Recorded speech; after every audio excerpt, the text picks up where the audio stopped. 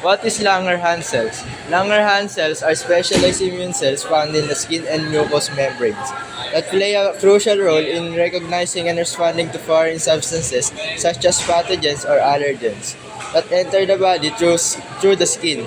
They capture and process antigens from these substances and present them to other immune cells, helping initiate and regulate the immune responses.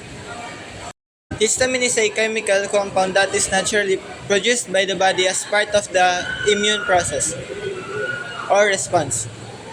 Uh, Histamine is stored in specialized cells called mast cells and basophils, which are found in tissues throughout the body, particularly in areas prone to allergic reactions such as the skin, respiratory tract, and gastrointestinal tract.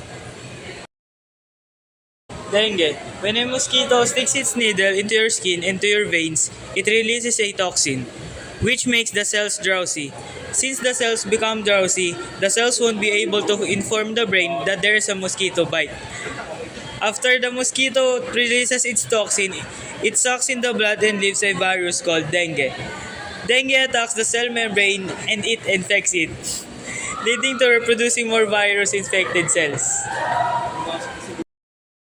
At first scene, the mosquito penetrates the skin. It then sucks the blood out of the veins. Then it releases a virus called dengue which infects other cells, such as Langerhans cell, which makes a chain reaction to the mast cell.